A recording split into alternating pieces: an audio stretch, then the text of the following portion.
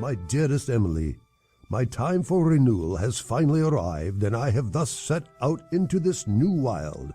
I aim to seek a land where nature will lavish her choicest gifts upon me, where sickness hath no dwelling place, and where my toil will be amply rewarded. I see this as the dawn of a new life for me, a rebirth from the trappings and miasms of society. It is my final chance to explore both myself and the world around me.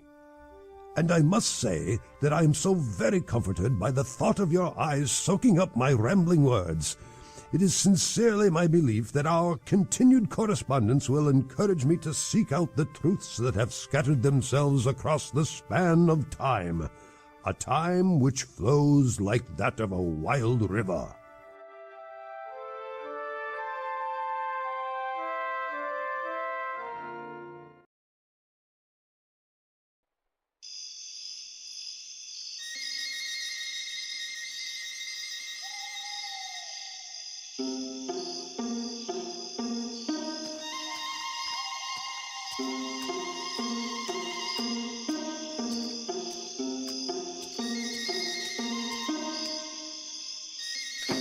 I have grown much more weary in these past months, and my ailments continue to elevate in discomfort to a level in which my constitution can no longer bear.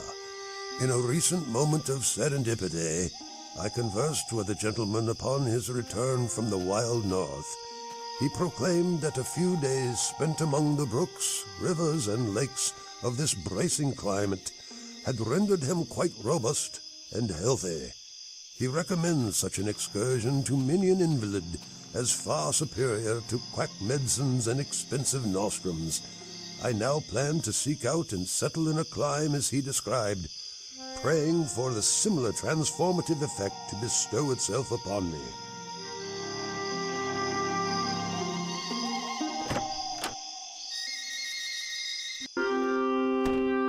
I've heard that pine emits an odor peculiarly healing and highly beneficial for invalids. These recent months living in God's great land confirms this thesis, as my consumptive ailments have been healed, rendering me a new man. There is no place perhaps on this globe where nature displays such diversified lands and water. The banks are high and afford a series of picturesque views. The shores are rugged and steep, interrupted by lovely, sheltering covers. The shallows are plentiful. I have felt as if invited to settle down and admire their resplendent views with a sort of joyful thankfulness for having been led to them. But just as I am in awe of the beauty, I am also interested in the potential to employ its power to make a better life for myself. I have concluded that the only way to investigate more wonderment is to strike out and explore the vast realm that lies beyond my door.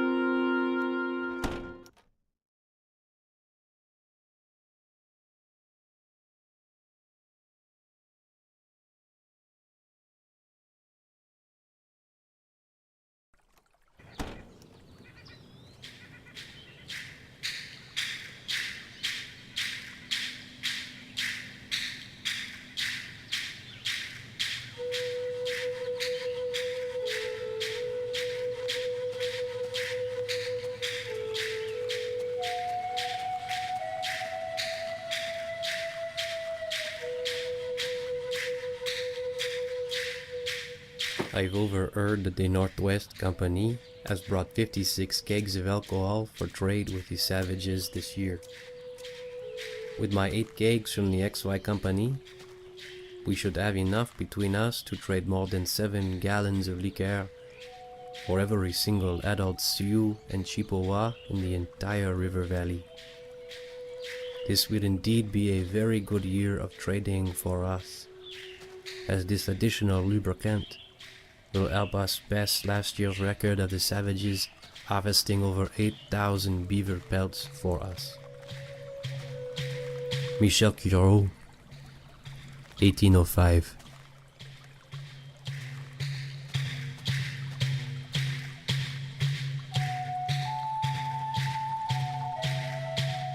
Agiu gichi moku manag wenji wideg manang agiu ashkana wig gichi gagi barzi wag wewib igo ije bonendana wad wiganish you ogikino amago winama wenin inu gichi aya aminanin waya benda ikowad pi dash kiwenjia niboa inu ogokino amago winan dawin gida hijinasiman Gegit sa tawanami wag higu hojibweg minawa gawin awiya oga gikeni masiwan winesh in a way mawad winawa mitash zagaswe edi winenawag iu ojiskade manan bisho iu chipekong gigagi ge ishi atawe igewad gichi weshkin 1820 Nindugama kandagaman, nimbama bizamananeg, o ow, bizaway bizayan, anishana, aking migawewin, gapana. Nish adaway winawanag, minawa, gichi mukomanag, azagwa, oma, gashkatuwad, anje, izachigayan, ninawind, igo, ow, aking. Geget sa onzam, manumin, minawa, amakuwayanan, nindasingananan, je isse, minagoyan, inu, mayage, apachaganan, nishke, inu, bashkizaganan. Iwapiko, Apachaganan, Minawa, Ishkodawabu, Ningi, Minagomen, Gosha, Ninawin, Ningichi Aya, Imanani, O Ow, Odun Wachige, Winamanawani, Ningichi Nagaz, In Endaman, Ginwens, Ninawin, Bunindamang, Mi, Ga Ayang Wa Mingwangwa, Gichi, Nibowa, Gichi, Mukomana, Jigi, he's on it. Gi Ikadowag, Agawe, Gichi Ayaik, Gimama, Gonamani, Gichi, Mukomana, Giwe Aki. Ginawin, Je, Minagoyan, Giche, Manadun. Nima, Migwe Wajikwe, 1827.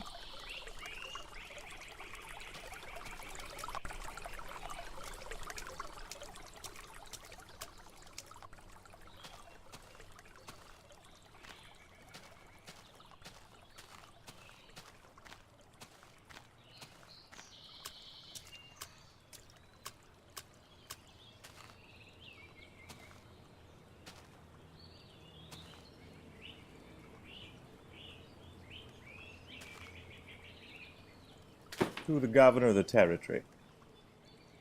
With this letter being unofficial and private, I may with safety give you a more extensive view of our policy respecting the Indians.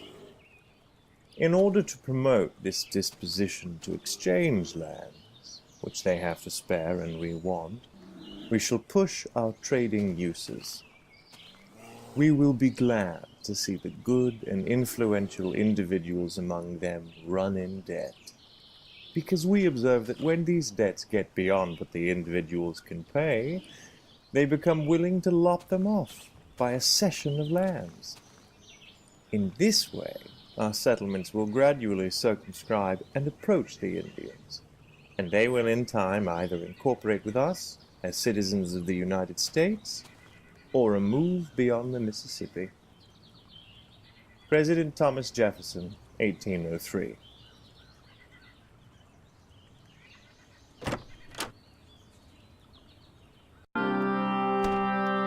This has been a most prosperous season of bounty, as game was everywhere.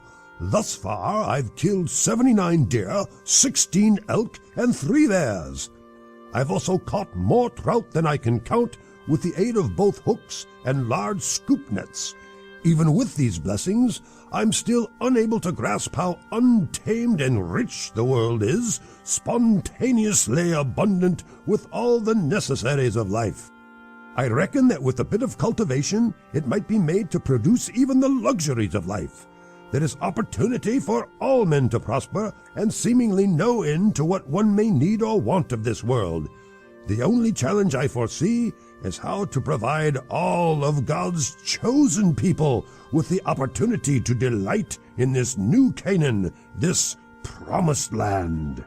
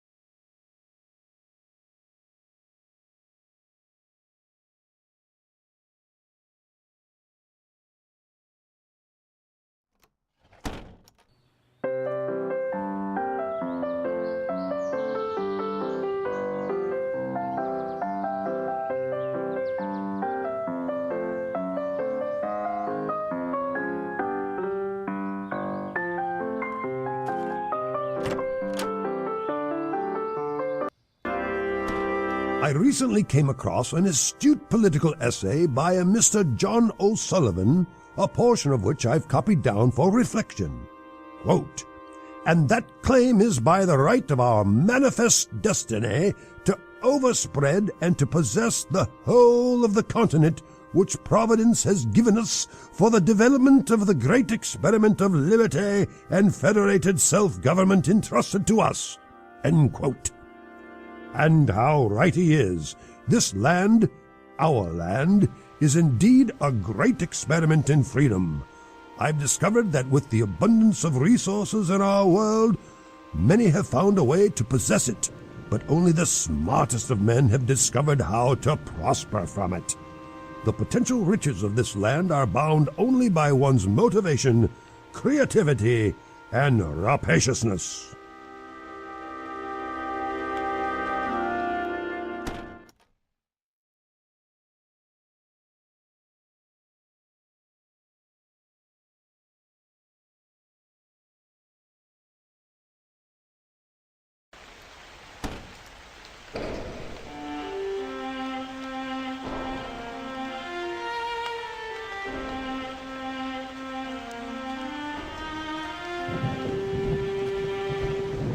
Barely made it through the year on our new stead. If it were not for the hunting, fishing and sugar mapling, we would have surely starved by now. My husband is forced to work in the logging camp during the winter months to make ends meet, while I stay back to tend the homestead alone. With the camp nearly a 10-mile walk away, he is only able to be home for a few hours every Saturday evening before returning to camp on Sunday morning. Why must I share my husband with a lumber baron, a scoundrel who takes his labour but returns but a fraction of its profit? Christina Nielsen, 1879.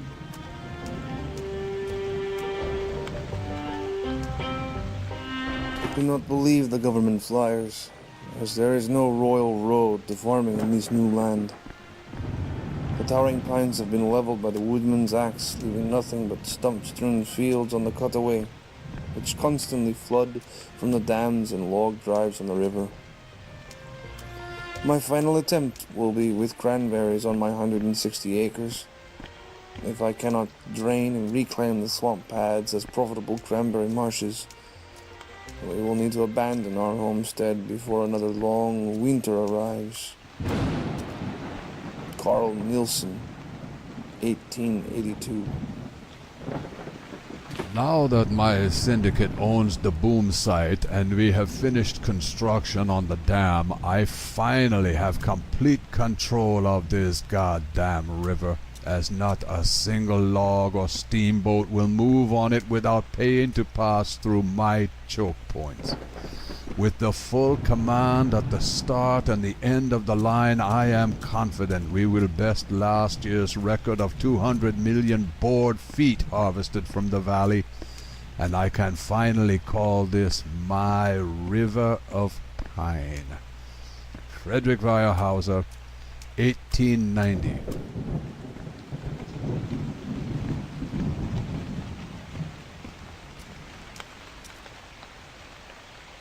Rivers get more dangerous every year for River Pig, especially since that new boss logger took over the boom. He wants the Sawyers to bring down 100 pine per day between the two of them on a crosscut, so I'm seeing some of the jammest jams I ever saw. Heck, just last week, I was riding a drive down river when an overhanging branch took me off my log, and I fell headfirst into the river. Before I could right myself and get a breath, some half-dozen logs ran over me. I'd have been a goner if it weren't for the current spitting me into the showers. I swear, it took 2 days of eating hot pork and beans just to warm myself back up again. James Johnston, 1889.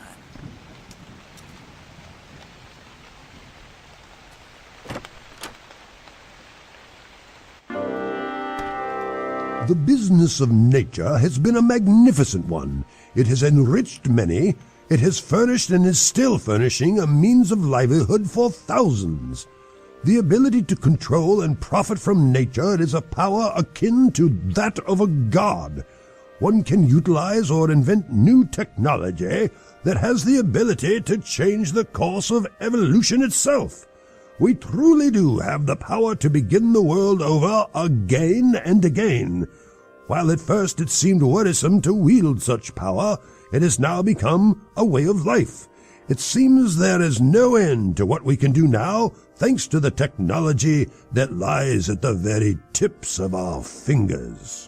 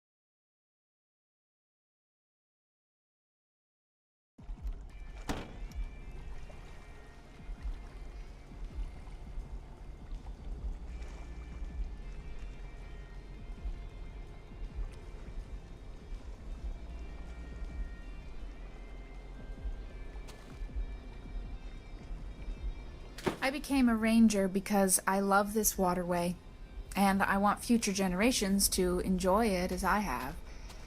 But every year there seems to be more excess and abuse on this river, to a point where we as a unit can no longer control it. If we're not trying to educate people about overfishing and enforce the laws when people ignore them, we're dealing with drunken weekend partiers and the noise pollution caused by their massive boats. We also have to deal with farm fertilizer runoff and a zebra mussel infestation. This has become more than a full-time job. It's now a tiresome battle that seems like it will never end. Ingrid Ellingson, 2012. Most of those who have lived their lives beside the placid stream recall best the quiet times of canoes and tiny flat-bottomed craft with minnow buckets trailing behind. Today, the valley is filled with the ear-splitting staccato of high-powered speedboats. I long for the days of sandbars and low water, for they might provide protection against the noisy and dangerous onslaught of an ever-increasing flotilla of modern speedboats and daredevil water skiers. James Taylor Dunn, 1965. My dad just bought a 26-foot cruiser with a 600 horsepower engine, and I'm so stoked to take it out on the river this weekend. But it really sucks that there are so many people enforcing stupid things like no wake zones. And what the hell is a zebra mussel? All I want to do is hang out with my bros on the river and drink a few beers. Why can't I just get out on the river and experience nature like a real American outdoorsman? Freedom ain't what it used to be, bruh. Jeff Olson, 2016.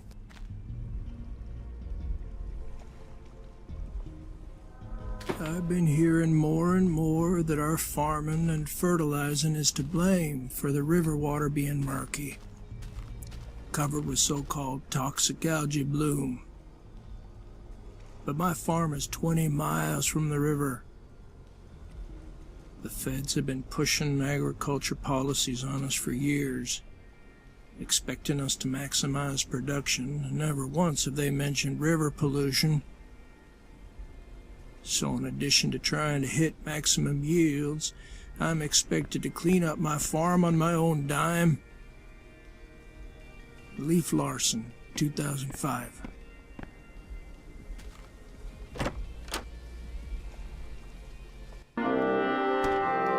The control of mankind reaches beyond anything I'd ever imagined possible.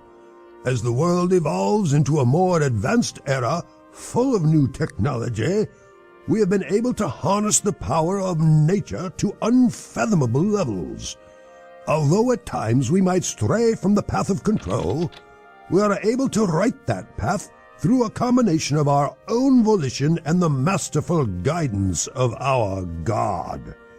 The future looks bright, for as long as we stay one step ahead of nature, we can easily circumnavigate the potential for chaos.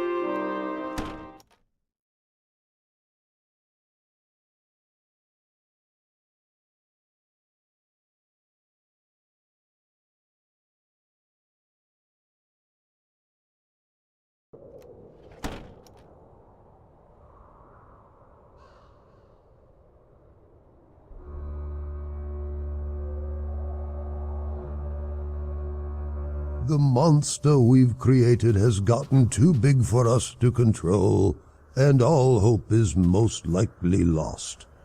What filled us with such hubris to think we could play God? I yearn to go back to the beginning of it all, to start over, as I now realize that to have no control of the world is to be truly free.